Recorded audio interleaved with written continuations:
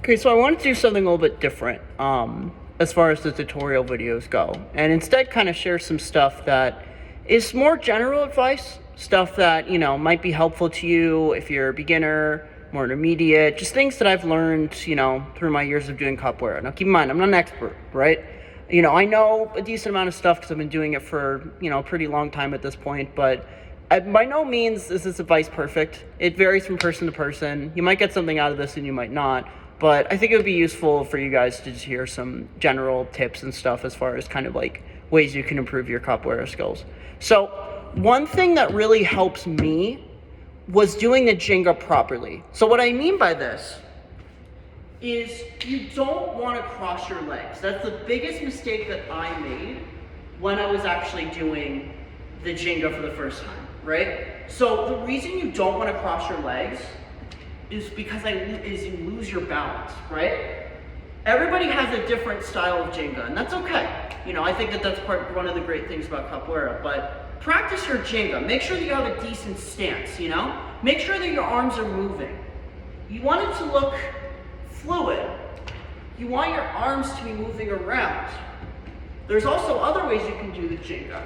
So if I do it in a more Angola style, which is a slower form of capoeira, I can lean back. Push forward. There's a lot of expression that I can have with my ginga.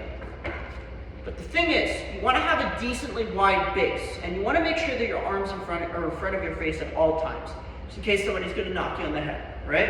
Happens to me, happens to a lot of people who do capoeira, So you got to make sure that your arms are in front of your face, and also not just when you're doing your ginga, but also other moves. What I mean by that is, for example, if I'm doing martello, right?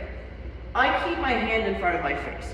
The reason being is that you want to have that protection so that if somebody tries to knock you, the worst thing that's going to happen is you're going to hit your arm, right? As opposed to your face, your shoulder, an area that's a little bit more, again, you don't want to get hit in your head, right? So you want to make sure that your arms are covering your face as much as they possibly can.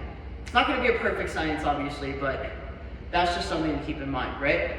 One other tip that really helped me was thinking about moves not as disconnected parts, but more like pieces of the same puzzle. So this is a really complex concept that I've talked about in class before, but think about it like, this helped me, like a math equation.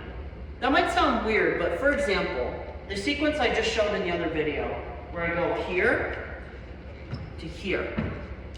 Think about, instead of thinking, they're two separate things, think about how they flow together, right? Notice the little things I do to have the moves go together seamlessly, right? So when I do this, I get my body back, right? So that I don't have to stop in between moves.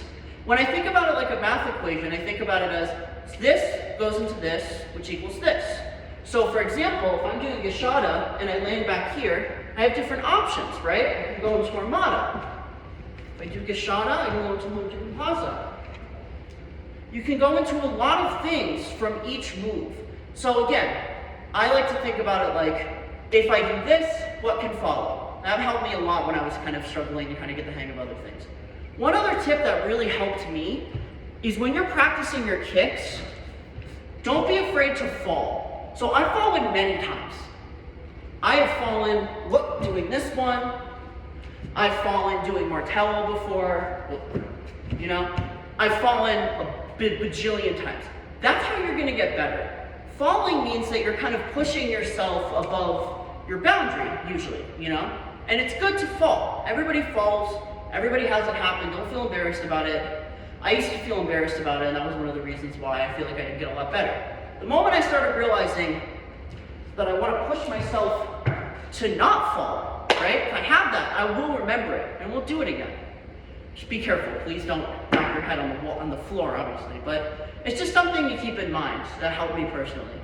Another thing that I found to be really helpful is thinking about how I can use each move in a different context. And also, when you're on, this is another tip too, when you're in like different contexts. So for example, if I think about le de French, right? I can do it from the air, but can I do it from the ground? Kind of, yeah.